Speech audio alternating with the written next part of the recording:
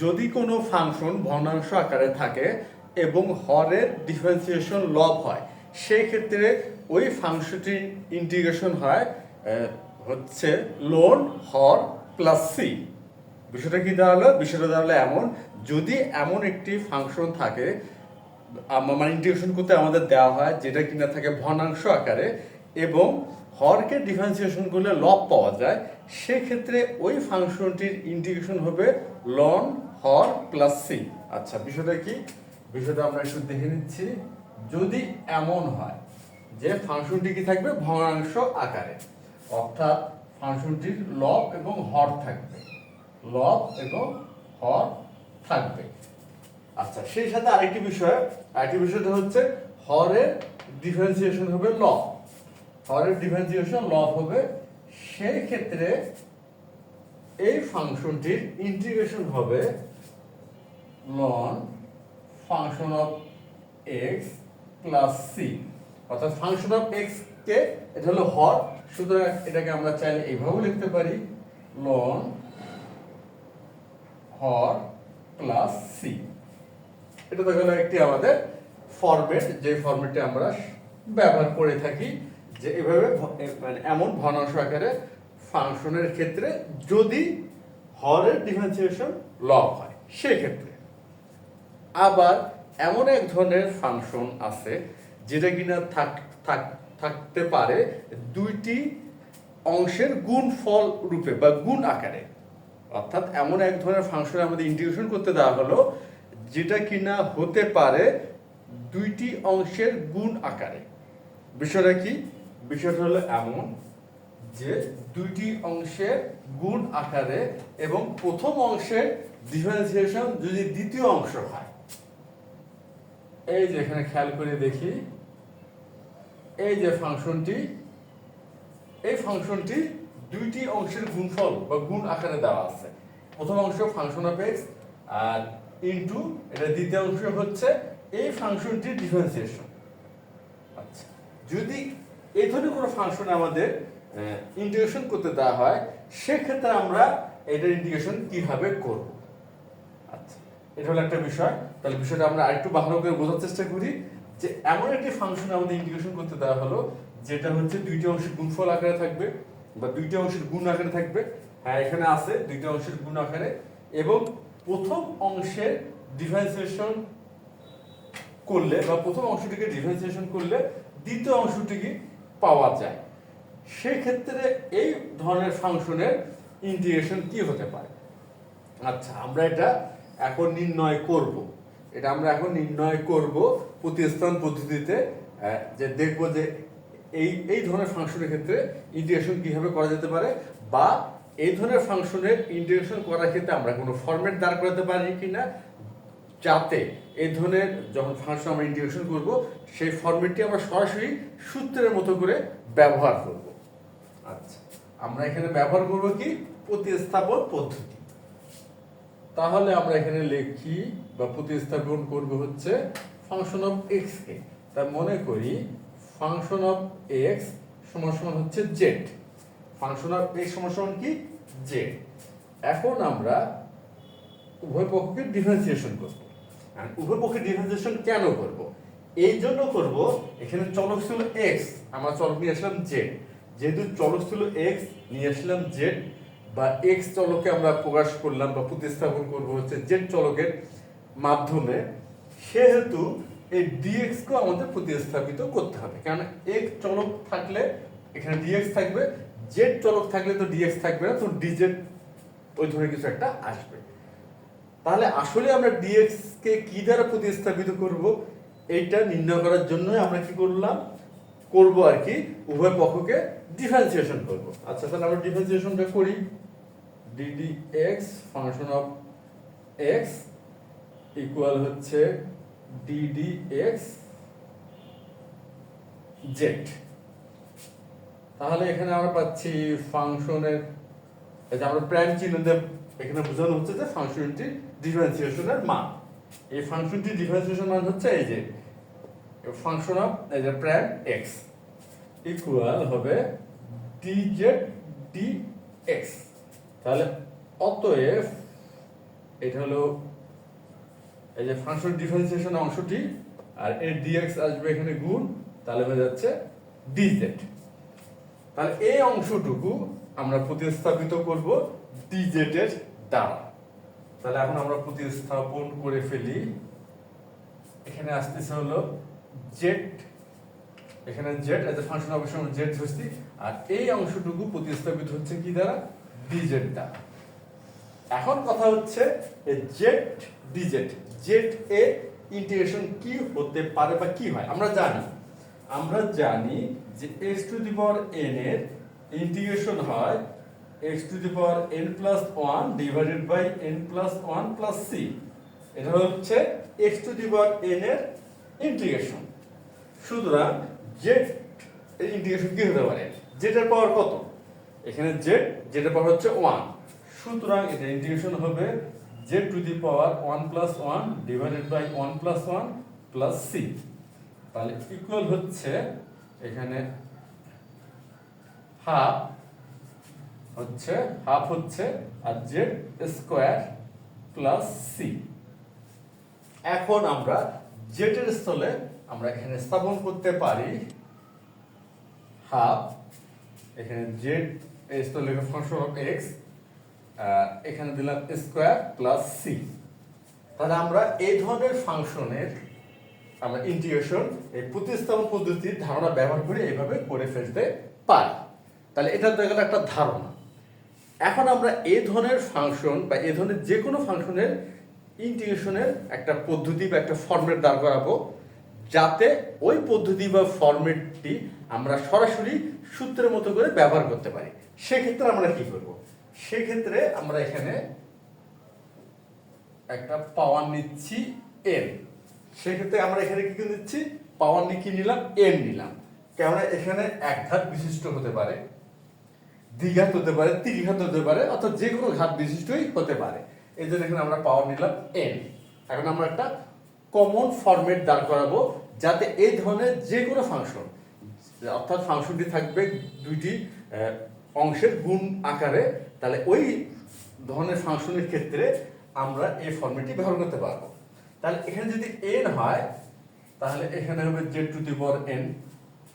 আচ্ছা, তাহলে এই যে তাহলে এখানে কি হবে? এখানে হবে n plus 1 divided by n plus 1।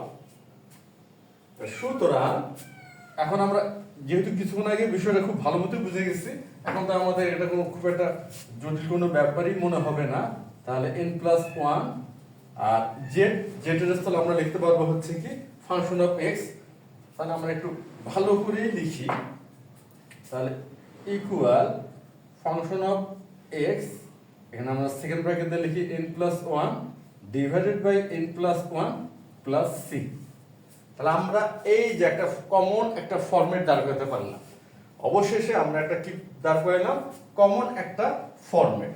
এখন এই ফরম্যাটটি আমরা সূত্রের মতো করেই বলতে পারা যায়, ব্যবহার করতে পারবো এই ধরনের ফাংশনের ইন্টিগ্রেশন করার ক্ষেত্রে। আচ্ছা, আর আমরা এই ফরম্যাটটি দাঁড় করালাম প্রতিস্থাপন পদ্ধতির সাহায্যে। তাহলে এখানে আমরা সেটা এখন মেনশন করব বা নোট আকারে লিখে রাখবো, যেহেতু এটা আমরা আজকে ব্যবহার করব। n dx ইকুয়াল হচ্ছে function of x to the power n plus 1 divided by n plus 1 plus c। অর্থাৎ এই যে প্রথম অংশের যে পাওয়ার, অর্থাৎ উচ্চতর ঘাত বিশিষ্ট ফাংশন হতে পারে প্রথম অংশটা, আর এই ঘাত বাদে এই পাওয়ারটা বাদ দিয়ে যে অংশটুকু থাকে অর্থাৎ ফাংশন অফ x তার ইন্টিগ্রেশন, তার ডিফারেন্সিয়েশন, এটা ডিফারেন্সিয়েশন যদি অপর অংশ হয় সেই ক্ষেত্রে তার ইন্টিগ্রেশন আমরা এভাবে নির্ণয় করতে পারব। তাহলে আমরা এখানে অতি প্রয়োজনীয় দুটি ধারণা আমরা এখানে দেখলাম। প্রথমটি তো আমরা আগে থেকে জানি, আর দ্বিতীয়টি আজকে এই দ্বিতীয়টিও আমরা এইভাবে ব্যবহার করছি প্রতিস্থাপন পদ্ধতির সাহায্যে, কিন্তু এই ফরম্যাট আকারে ব্যবহার করিনি। আজকে আমরা এই ফরম্যাট আকারেই ব্যবহারটা করব। এখন দেখব যে আমরা কোন গাণিতিক সমস্যার সমাধানে এই ফরম্যাট দুটি ব্যবহার করব। আজকে আমাদের গাণিতিক সমস্যাটি হচ্ছে এমন, cot to the power 7x dx, এটা আমরা ইন্টিগ্রেশন নির্ণয় করব। আচ্ছা, তাহলে এখন আমরা সমাধানটা শুরু করতে পারি। তাহলে এখানে আমাদের দেওয়া আছে হচ্ছে integration sin cot to the power 7x dx। আচ্ছা, প্রথমে যে কাজটি করব, এখানে cot to the power 7x আছে, আর এই ফাংশনটি বা এই ত্রিগুণিতিক ফাংশনটির সরাসরি ইন্টিগ্রেশন নির্ণয় করা সম্ভব নয়। প্রথমে আমরা কি করব, এটাকে এমন একটি ফরম্যাটে নিয়ে যাওয়ার চেষ্টা করব যাতে সেটাকে ইন্টিগ্রেশন করা যায় বা ইন্টিগ্রেশন করার উপযোগী অবস্থায় নিয়ে মানে দাঁড় করানো যায়। তাহলে প্রথমে আমরা কি করব, এই cot to the power 7x এই ফাংশনটিকে আমরা একটা ফরম্যাট আনার চেষ্টা করব। আচ্ছা, প্রথমে আমরা ফরম্যাটটা নিয়ে আসি। তাহলে হচ্ছে এখন আমরা প্রথমে এই ফরম্যাটটা নিয়ে আসবো, x আচ্ছা ইকুয়াল, এখন আমরা তো এইভাবে লিখতেই পারি যে cot স্কয়ার x ইনটু হচ্ছে cot to the power 5x। যেহেতু উভয় হচ্ছে cot, তাহলে গুণের ক্ষেত্রে পাওয়ার দুটো যোগ হবে, তাহলে cot টু দি পাওয়ার 7 কে আমরা আলাদাভাবে লিখলাম কি cot square x into cot to the power 5x।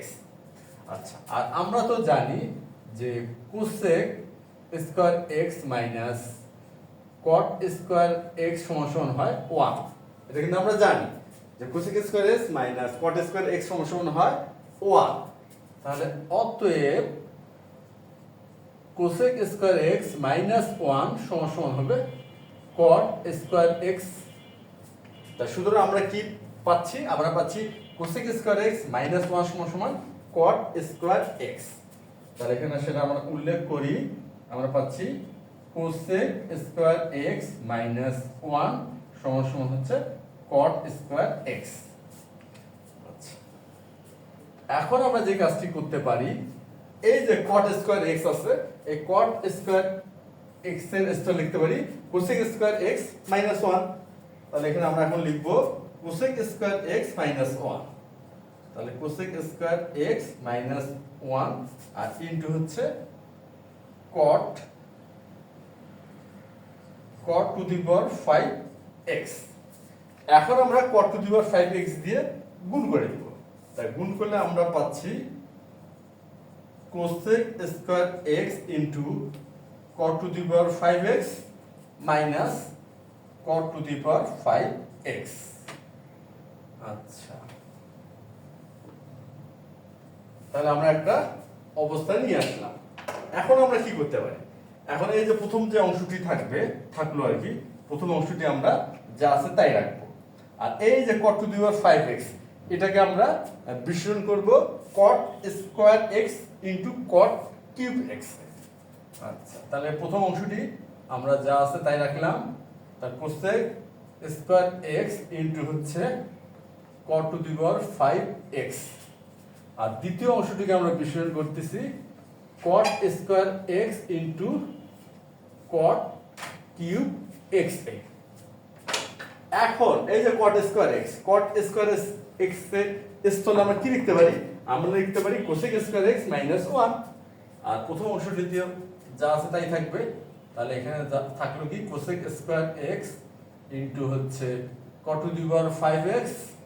আর এই cot স্কয়ার x এর জায়গায় আমরা লিখব বা স্থলে লিখব cosec স্কয়ার x মাইনাস 1 আর ইনটু হচ্ছে cot কিউব x। এখন আমরা কি করব, এই cot কিউব x দিয়ে গুণ করব, cot কিউব x দিয়ে করব এই অংশটিকে গুণ। তাহলে এখানে আমরা পাচ্ছি যে cosec square x into cot to the power 5x minus হচ্ছে cosec square x into cot cube x। এই মাইনাস মাইনাসে প্লাস হচ্ছে, তাহলে প্লাস cot কিউব x। এখন আমরা যে অবস্থায় চলে আসলাম এই গাণিতিক সমস্যার সমাধানের যে ধাপ বা যে অবস্থায় চলে আসলাম, তাতে এই প্রথম দুটি অংশকে আমরা আর মানে বিশ্লেষণ করতে যাচ্ছি না। এই প্রথম দুটি অংশ আমরা ঠিক রাখবো। এই যে তৃতীয় অংশটি বা তৃতীয় পদটি বিশ্লেষণ করব। অর্থাৎ এখানে আমরা লিখতে পারি কি cot square x into cot x, আর প্রথম দুটি অংশ যা আছে তাই থাকবে। তাহলে এখানে প্রথমে থাকলো কি cosec স্কয়ার x ইনটু হচ্ছে cot to the power 5x minus cosec square x into হচ্ছে cot কিউব x, আর এখানে হচ্ছে প্লাস দিয়ে আমরা লিখতে পারি, আচ্ছা প্লাস দিয়ে আমরা এখানেই লিখি cot স্কয়ার x ইনটু হচ্ছে cot x। এখন এই যে cot স্কয়ার x এর স্থলে কি লিখতে পারি, এই যে cosec স্কয়ার x মাইনাস 1, আর প্রথম অংশগুলো ঠিকই থাকবে। তাহলে এখানে পাচ্ছি আমরা cosec স্কয়ার x ইনটু হচ্ছে cot to the power 5x minus cosec square x into হচ্ছে cot কিউব x প্লাস, আর cot স্কয়ার x এর স্থলে লিখবো আমরা cosec square x minus 1 into cot x। এখন আমরা কি করব, এখন আমরা এই যে শেষ যে পদটি এই অংশটুকুতে আমরা গুণ করব, আর প্রথম পদ দুটি যা আছে ঠিক তাই থাকবে। তাহলে প্রথম পদ দুটি আছে হচ্ছে আমাদের cosec স্কয়ার x ইনটু হচ্ছে cot to the power 5x, তারপর minus cosec square x into হচ্ছে cot কিউব x, আর plus cosec square x into হচ্ছে cot x, আর মাইনাস cot x। আচ্ছা, তাহলে অবশেষে আমরা cot to the power 7x থেকে বা cot to the power 7x থেকে পেলাম কি cosec স্কয়ার x ইনটু হচ্ছে cot to the power 5x minus cosec square x into cot cube x, আর plus cosec square x into cot x minus হচ্ছে cot x। এখন বলা যেতে পারে যে এই যে cot to the power 7x এর যে ইন্টিগ্রেশন নির্ণয়ের যে ফরম্যাটটা আমাদের দরকার ছিল বা ফরম্যাটে নিয়ে যাওয়ার কথা মানে দরকার ছিল আর কি, যাতে আমরা খুব সহজে এটা ইন্টিগ্রেশন করতে পারি, সেই ফরম্যাটটি আমরা পেয়ে গেছি। এখন এই ফরম্যাট থেকে আমরা এটার ইন্টিগ্রেশনটা দাঁড় করাতে পারবো, আর এই ক্ষেত্রে আমরা ব্যবহার করব এই যে এই দুটি ফরম্যাটের, আমরা যে দুটি ফরম্যাট এই গাণিতিক সমস্যার সমাধানের পূর্বেই আলোচনা করলাম, সেই ফরম্যাট দুটি ব্যবহার করার মাধ্যমে এই অবস্থা থেকে আর কি যে ফরম্যাটে আমরা নিয়ে আসতে পারছি, এই অবস্থা থেকে খুব সহজেই এই cot to the power 7x এর ইন্টিগ্রেশনটা আমরা নির্ণয় করতে পারবো। আচ্ছা, তাহলে এটা তো হয়ে গেল।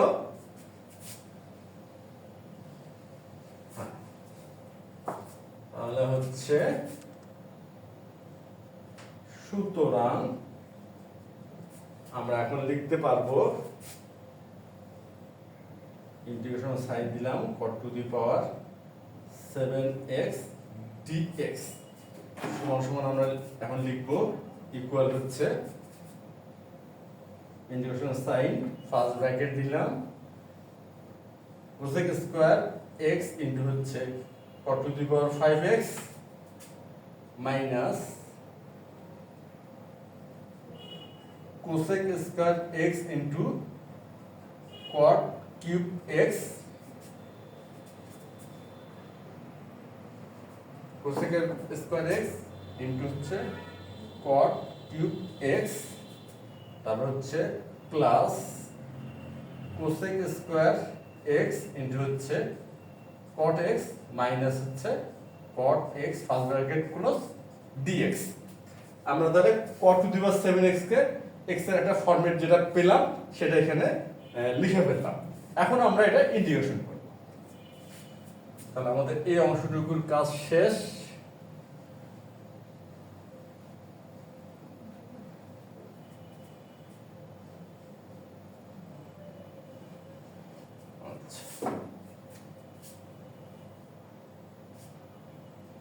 ইকুয়াল।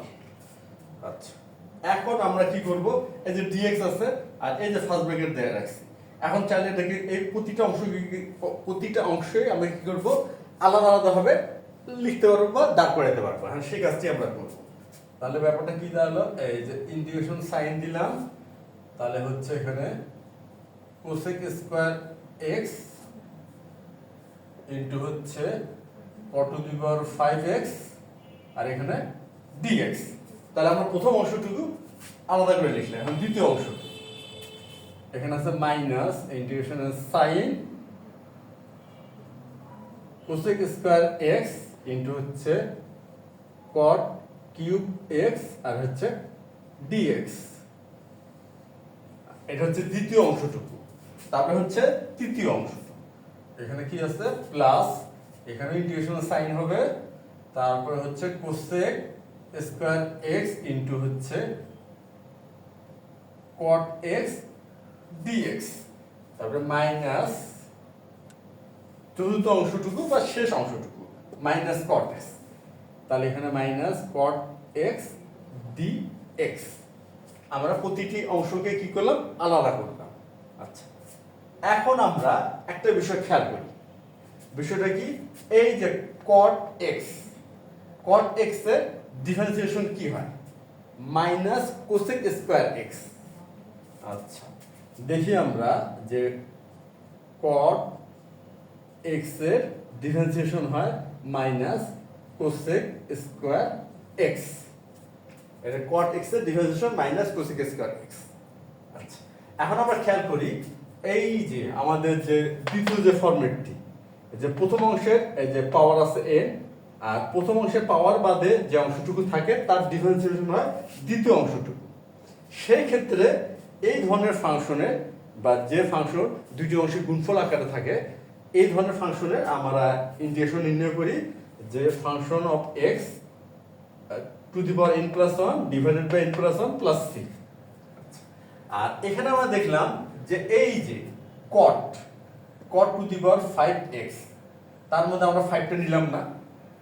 এখানে যেহেতু আমরা কি করছি, n বাদে অর্থাৎ এই পাওয়ারটি বাদে অংশটুকুর ডিফারেন্সিয়েশন পরের অংশটুকু হয় বা দ্বিতীয় অংশটুকু হয়। আর এখানেও ঠিক তাই, আমরা যে পাওয়ারটা বাদ দেই তাহলে হবে cot x, আর cot x এর ডিফারেন্সিয়েশন হয় মাইনাস কোসেক স্কয়ার x, কিন্তু এখানে আছে প্লাস কোসেক স্কয়ার x। আচ্ছা, তাহলে এই ক্ষেত্রে আমরা কি করতে পারি, এখানে আমরা চাইলেই তো এখানে একটা মাইনাস চিহ্ন দিতে পারি, দিয়ে সামনে একটা মাইনাস, অর্থাৎ আমরা যদি এইভাবে লিখতে পারি minus bracket minus cosec square x. আমরা কি এভাবে লিখতে পারি? এই অংশটুকু প্রথম অংশটুকুকে অবশ্যই লিখতে পারি। এই যেখানে মাইনাস দিলাম, এখানে মাইনাস কোসেক স্কয়ার এক্স, অর্থাৎ cot x এর ডিফারেন্সিয়েশন হলো মাইনাস কোসেক স্কয়ার এক্স। আর এই মাইনাস কোসেক স্কয়ার এক্স এর জন্য এখানে একটা মাইনাস আনলাম, এই জন্য আনলাম যে মাইনাসে মাইনাসে কি হচ্ছে, প্লাস হচ্ছে, অর্থাৎ এই অংশটুকু মিলে যাচ্ছে। আচ্ছা, তাহলে ব্যাপারটা কি দাঁড়াবে, যে এই ক্ষেত্রে জাস্ট সামনে একটা মাইনাস চিহ্ন আসবে। এই ক্ষেত্রে কি আমরা যদি এই ফর্মুলাটি ব্যবহার করি, তার সামনে আমরা কি করব, একটা মাইনাস সাইন ব্যবহার করব। এখানে ব্যবহার করব হচ্ছে একটি মাইনাস সাইন। বিষয়টা খেয়াল করি, ঠিক এই কারণে। বা একটা কাজ করে নিতে পারি আমরা, যে আমরা প্রতি ক্ষেত্রে এখানে একটা মাইনাস সাইন নিতে পারি, আর এই মাইনাস সাইন কে আমরা যেটা ফরম্যাটিং করতেছি, ফরম্যাটিং করা মানে কি, যে কোনো গাণিতিক সমস্যার একটা সমাধানের জন্য কোনো ধারণা ব্যবহার করা, অবশ্যই এটা খেয়াল রেখে যে মানের জন্য কোনো পরিবর্তন না হয়। আমরা তো ফরম্যাটিং বলা মানে এটাই বুঝি আর কি। তা শুধু আমরা কি করব, এখানে আমাদের লাগবে মাইনাস কোসেক স্কয়ার এক্স, আর এখানে আছে প্লাস কোসেক স্কয়ার এক্স। তা সুতরাং এখানে আমরা একটা মাইনাস সাইন দিয়ে সামনে একটা মাইনাস সাইন দেব। আচ্ছা, তাহলে আমরা এখন এই কাজটি করে ফেলি, তাহলে মনে হয় আমাদের বুঝতে আরো বেশি সুবিধা হবে।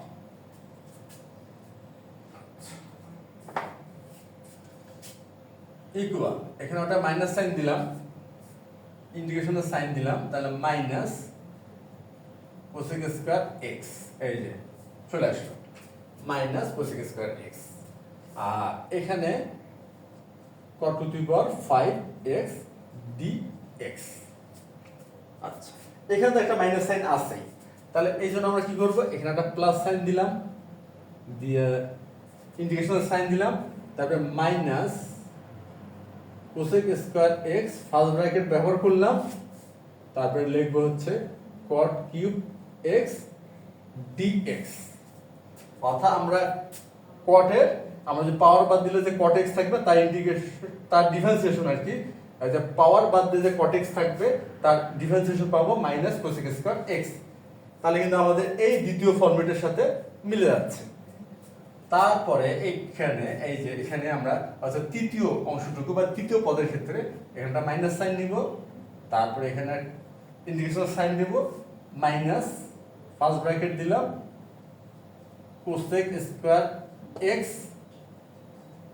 cot x dx, এই যে মাইনাসে প্লাস হয়ে গেল।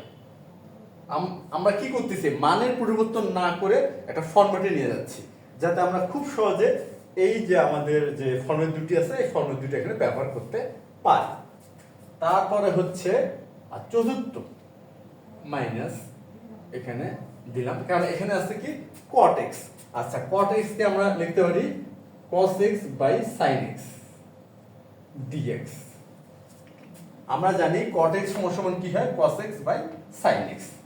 এই যে আমাদের ইন্টিগ্রেশন করার এক ফরম্যাটটা একদম পুরোপুরি চলে আসছে। মানে অবশেষে আমরা বলা যেতে পারে যে এই যে আজকে আমাদের যে দুটি ফরম্যাট এখানে আমরা ব্যবহার করব, ওই ফরম্যাট দুটি ব্যবহার করার উপযোগী আমরা এটাকে ফরম্যাটিং করে ফেলছি। এখন আমরা কি করব, এই ফরম্যাট দুটি এক্ষেত্রে সরাসরি এখন ব্যবহার করব।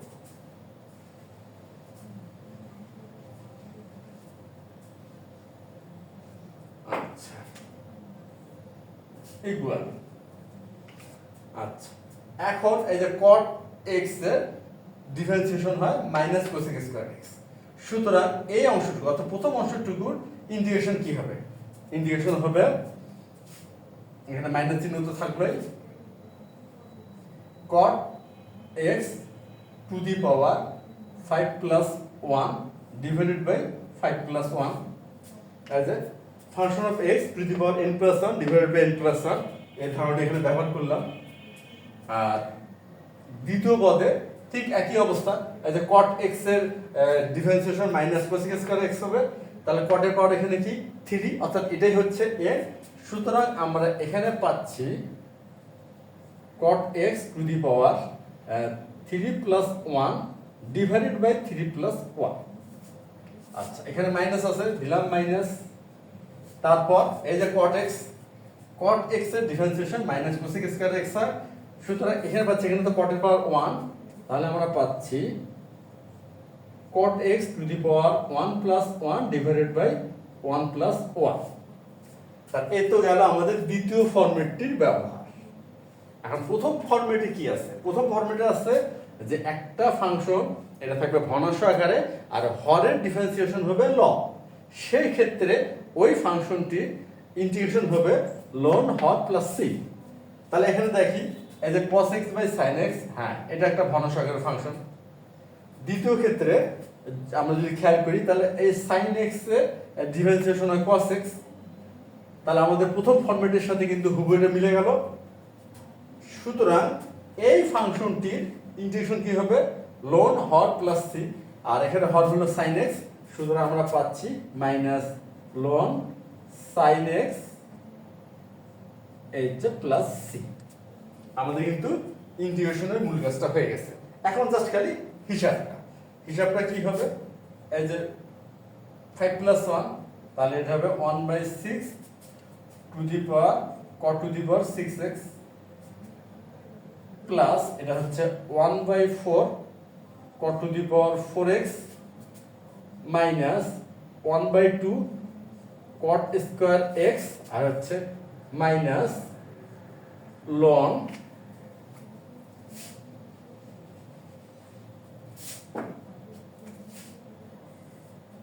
মাইনাস হচ্ছে লন, এটা হচ্ছে যা আছে তাই থাকবে, ln sin x plus C. আমরা কিন্তু ইন্টিগ্রেশনটা অবশেষে করে ফেলতে পারলাম।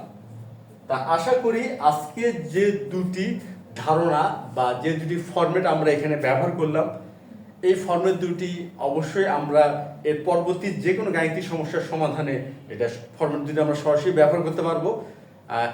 তাহলে আজ এ পর্যন্তই। ধন্যবাদ তোমাদের সবাইকে।